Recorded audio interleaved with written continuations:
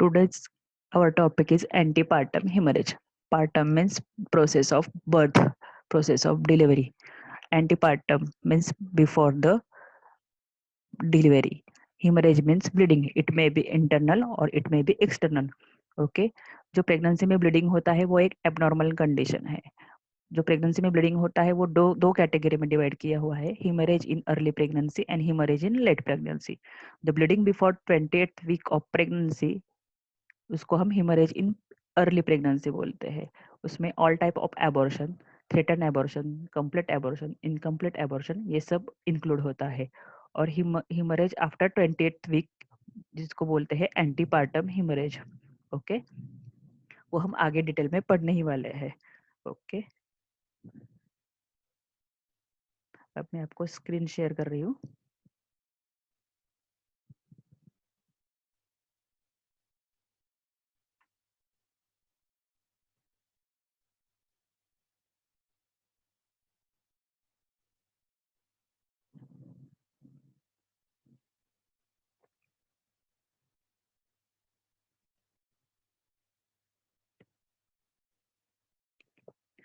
Okay, first we see definition of APH.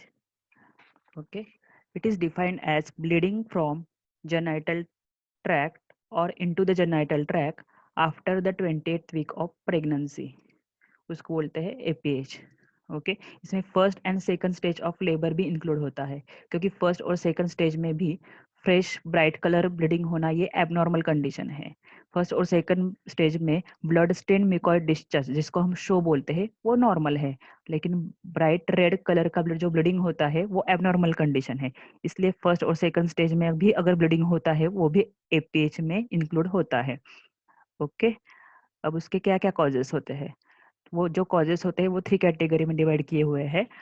First cause is placental bleeding and means related to the placenta. Okay, इसमें main 2 होते हैं, placenta previa, एब्रोप्शियो प्लासेंटी, जो कि हम अब detail study उसका करेंगे ही.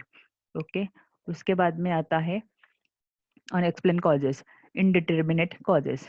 इसमें क्या होता है, तो रप्चर ऑफ वाजा प्रीविया. ओके, उसकी वजह से ब्लीडिंग होता है. थर्ड वन है एक्स्ट्रा प्लासेंटल कॉजेस. इसमें क्या होता है, तो लोकल सर्वाइकोवैजाइनल जो लीजन होते हैं जैसे कि cervical polyp, carcinoma of cervix, varicosity जो होती है लोकल वेरिकोसिटी, उसके रप्चर होने की वजह से वहां पे ब्लीडिंग हो सकता है. और लोकल जो ट्रोमा होता है उसकी वजह से भी ब्लीडिंग दिखाई देता है. ओके, ये मेन 3 कैटेगरी है, कॉजेस है. फर्स्ट जो है हम उसमें देखेंगे, डिटेल में स्टडी करेंगे placenta previa. Okay, placenta previa. Okay, mainly placenta कहाँ इम्प्लांट होता है. मेनली प्लासेंटा जो होता है वो अपर यूटेराइन सेगमेंट यानी फंडस में इम्प्लांटेड होता है नॉर्मली. लेकिन प्लासेंटा प्रीविया ये जो है वो एबनॉर्मल कंडीशन है. इसमें प्लासेंटा जो होता है वो लोअर यूटेराइन सेगमेंट में इम्प्लांटेड होता है, उसको बोलते हैं प्लासेंटा प्रीविया.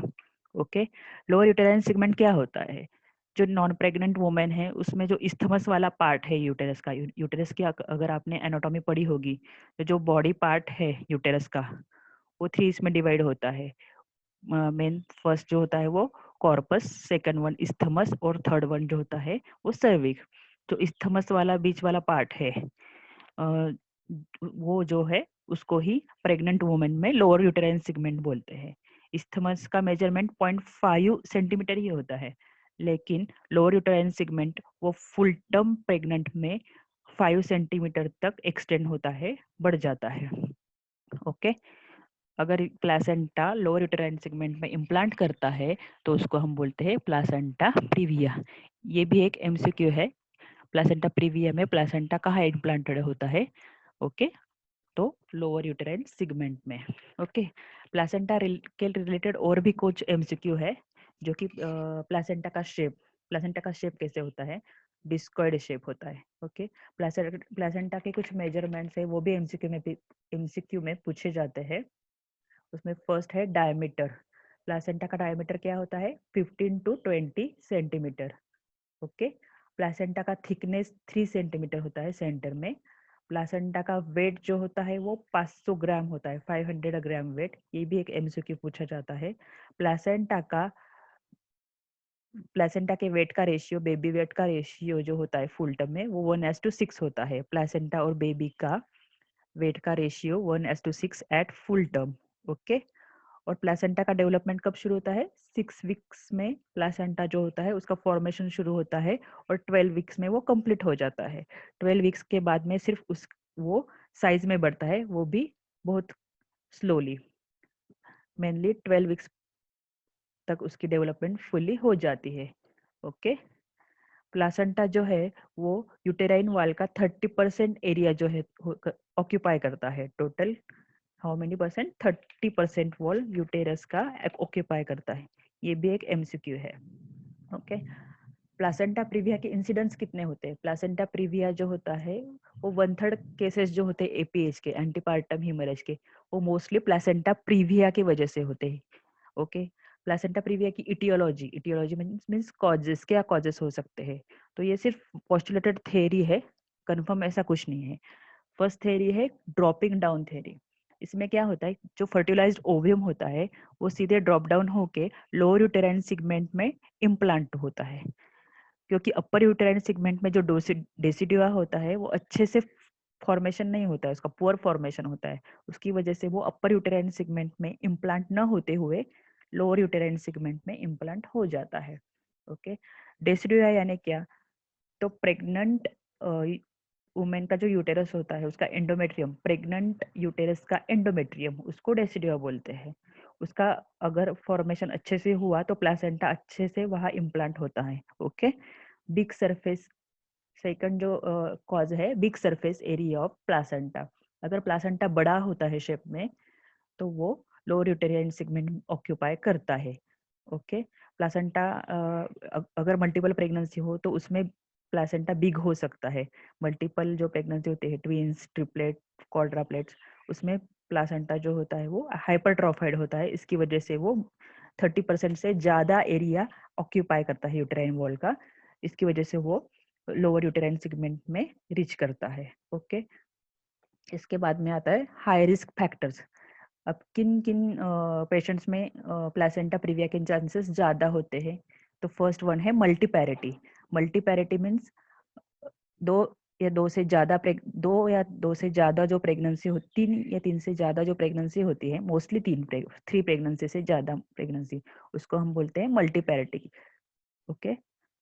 उसके बाद में है एल्डरली ग्रेविडा। एल्डरली ग्रेविडा यानी क्या कि अगर मदर की एज जो होती है वो 35 ईयर्स से ज़्यादा होती है तो उसको हम बोलते हैं एल्डरली ग्रेविडा। उसमें भी चांसेस ज़्यादा होते हैं। प्रीवियस LSCS यानी प्रीवियस सेक्शन हो तो लोअर यूटेराइन सेगमेंट में स्कार होता है, उस स्कार की वजह से ओहम ओहम जो होता है, फर्टिलाइज ओहम, वहाँ इम्प्लांट होने के चांसेस बहुत ज़्यादा बढ़ जाते हैं। उसी तरह कोई प्रीवियस सर्जरी हो, जैसे कि स्टेरोटॉमी, मायोमेक्टॉमी, कोई ट्यूमर जो फाइब्रॉइड होता है वो निकालने की कोई सर्जरी होती है तो लोअर यूटेराइन सेगमेंट में एक स्कार फॉर्म होता है। उस स्कार पर मोस्टली ओवम का इम्प्लांटेशन के चांसेस ज़्यादा होते हैं। प्रायर क्रिटेज हुआ हो तो भी चांसेस ज़्यादा होते हैं। स्मोकिंग, स्मोकिंग में क्या होता है तो प्लेसेंटल हाइपरट्रॉफाइड होता है, यानी प्लेसेंटा जो होता है वो बड़ा होता है, बिग सरफेस होता है। इसकी वजह से चांसेस ज़्यादा होते हैं। Okay. Placenta praevia, next placenta praevia के types means degrees. Total 4 types होते हैं। फर्स्ट वन है लो लाइंग प्लासेंटा, आपको सामने दिखाई दे रही है डायग्राम। तो सबसे पहले है लो लाइंग प्लासेंटा। उसमें क्या होता है, there are the major part of the placenta is attach to the upper segment but only margin is reach to the lower segment but not up to the internal os. आपको दिखाई दे रहा है diagram में low lying में कि सिर्फ margin जो होती है वो लोअर यूटेराइन सेगमेंट में आती है। मेजर पार्ट जो होता है प्लासेंटा का वो अपर यूटेराइन सेगमेंट में ही इम्प्लांट होता है और ये यहाँ जो प्लासेंटा है वो इंटरनल ऑस को कवर नहीं करता है। ओके। टाइप सेकंड जो होता है मार्जिनल प्लासेंटा, उसमें placenta reaches to the margin of the internal os. आपको डायग्राम में दिखाई दे रहा है इंटरनल ऑस के मार्जिन तक प्लासेंटा होता है, लेकिन वो इंटरनल ऑस को कवर नहीं करता है। उसके बाद में है इनकम्प्लीट यानी पार्शियल।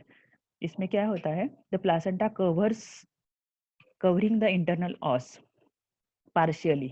मीन्स क्या, पार्शियली मीन्स क्या, जब इंटरनल ऑस फुल्ली डायलेट होता है तब वो कवर नहीं करता है, जब वो क्लोज होता है तब भी कवर करता है।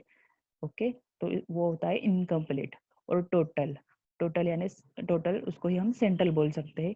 इसमें प्लासेंटा जो होता है वो इंटरनल ऑस को कवर करता है even after it's fully dilated, यानी इंटरनल ऑस फुल्ली डायलेट हो उसके बाद भी प्लासेंटा वो फुल कवर करता है इंटरनल ऑस को।